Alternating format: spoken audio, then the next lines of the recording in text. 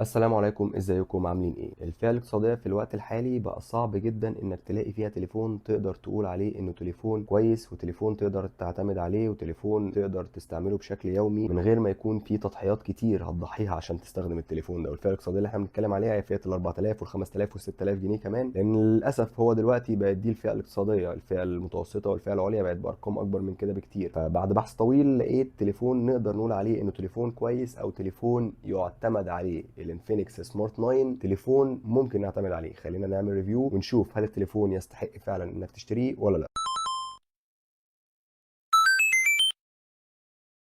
مبدئيا خلينا نبص على محتويات العلبة اللي هنلاقي فيها كل حاجة. هنلاقي التليفون طبعا، وهنلاقي شاحن وسلك شاحن، وهنلاقي جراب، وهنلاقي سماعات، وهنلاقي سكرين. اي نعم هي سكرين بلاستيك ملهاش لازمة او مش تحمي التليفون يعني بشكل كافي، ولكن موجودة. وهنلاقي كمان الدبوس اللي بيخرج لك درج الشرايح. خلينا نقول ان العلبة فيها كل حاجة، ودي ميزة كويسة جدا، لان الشخص اللي بيشتري تليفون في فئة اقتصادية مش عايز يوجع دماغه انه بعد ما يشتري التليفون هيبقى مضطر يشتري له شاحن ويشتري له جراب ويشتري له قصة. لا، هو اشترى علبة التليفون فيها كل حاجة هو محتاجها. نبتدي بأول حاجة نتكلم عليها وهي التصميم طبعا كله من البلاستيك. الظهر والحواف كلهم جايين من بلاستيك، بس مش بلاستيك رديء. التليفون كويس في الايد، التليفون هتحس ان هو تليفون قيم، مش هتحس ان هو رخيص قوي يعني. من تحت هتلاقي السماعات، وهتلاقي منفذ الشحن التايب سي. التليفون بيجي هنا بشحن تايب سي ودي ميزه قويه جدا. وهتلاقي المايك، وهتلاقي مخرج السماعات او منفذ السماعات التلاتة ونص. من الجنب هنلاقي زرار التعليق وزرار التوطيه، وهنلاقي زرار الباور اللي هو بالمناسبه زرار البصمه. والبصمه هنا الصراحه سريعه جدا، ما واجهتش معاها اي مشاكل. ومن فوق هنلاقي سماعه تانية، لان التليفون ده بيجي بسماعات استيريو. سماعات استيريو بجد، مش مجرد سماعه المكالمات بتخرج صوت فتدي لك تجربه مشابهه لتجربه السماعات الاستيريو. لا، في سماعه فوق وسماعه تحت تدي لك فعلا صوت استيريو. ومن الناحيه التانية هنلاقي درج الشرايح اللي هنا هيبقى موجود فيه شريحتين، وهتلاقي كمان مكان تحط فيه كارت ميموري لحد 2 تيرا بايت. التليفون بيدعم شريحتين، بيدعم كارت ميموري. التليفون فيه كل حاجه لحد دلوقتي. من الظهر هنلاقي نافذه الكاميرات او مربع الكاميرات اللي شكلها لطيف الصراحه وشكلها مميز، يعني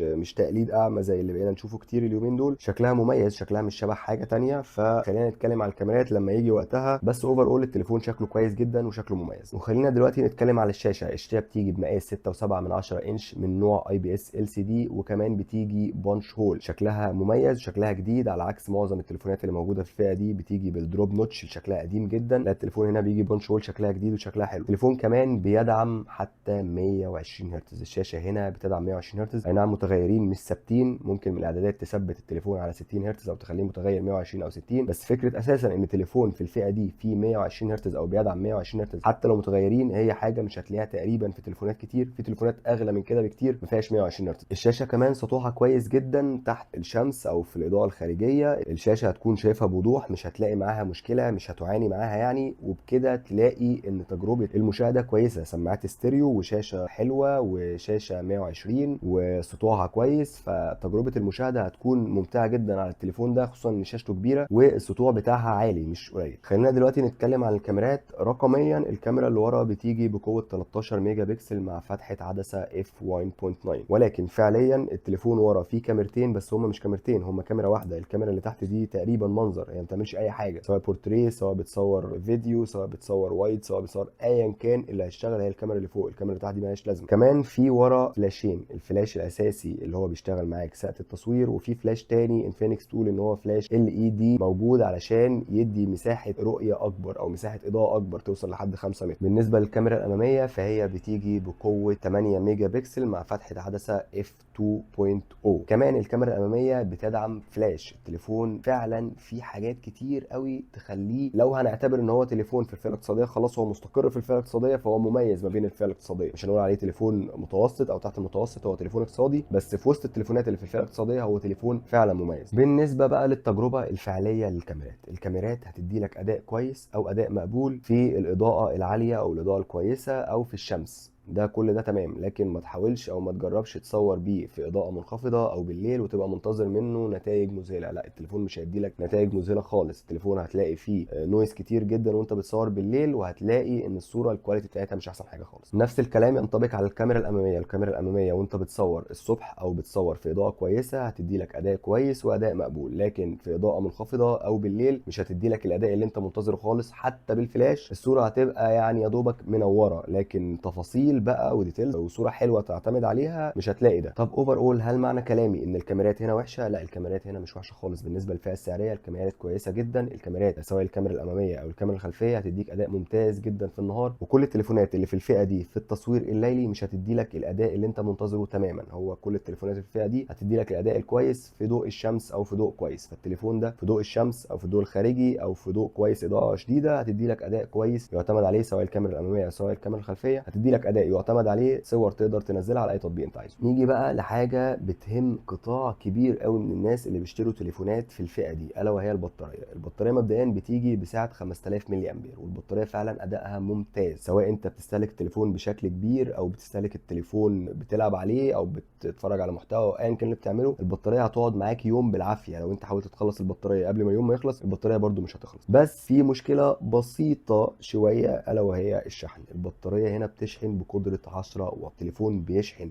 من 0 ل 100% فيما يقارب الثلاث ساعات، ودي مده طويله جدا جدا جدا على تليفونات في 2025. بس فعلا الحلو ما بيكملش، البطاريه بتشحن في وقت طويل جدا، وقت ممل. لو انت بطاريتك فاضيه الصبح وحاولت تشحن اي حاجه تلحقك فعلا هتشحن لك 10% مثلا ولا حاجه. فدي نقدر نعتبرها مشكله من ضمن مشكلات قليله جدا جدا جدا في التليفون، هي مشكله سرعه شحن البطاريه. بس البطاريه بشكل عام كبطاريه لو انت استهلاكك خفيف البطاريه ممكن تقعد معاك يوم ونص او يومين كمان. خلينا دلوقتي نتكلم عن اداء التليفون. التليفون بيجي بمعالج من ميديا تك هو الهيليو جي 81 بمعماريه تصنيع 12 نانومتر. بعيدا عن كل الكلام اللي ملوش اي 30 لازمه ده، التليفون اداؤه سلس نوعا ما. التليفون الى حد كبير جدا مش هتلاقيه بيهنج او بينتع او بيقطع معاك. التليفون هتستخدمه بشكل سلس، هتقلب ما بين التطبيقات، هتخرج من تطبيق هتخش تطبيق تاني. الاستخدام اليومي بشكل عام في التليفون مش هتقابل معاه اي مشكله. كمان خلينا نقول ان التليفون بيجي بكذا اصدار، والاصدار اللي معايا النهارده هو ال 128 جيجا مع 4 جيجا رامات. في نسخه كمان تقريبا 3 جيجا رام، بس انا دي ما بنصحش بيها اي حد. تليفون ال 4 جيجا رام بيجي عليهم بيقولوا 4 جيجا رامات من السوفت وير، انا ما بعترفش بالكلام دوت. فخلينا نقول ان الرامات هنا هم 4 جيجا رامات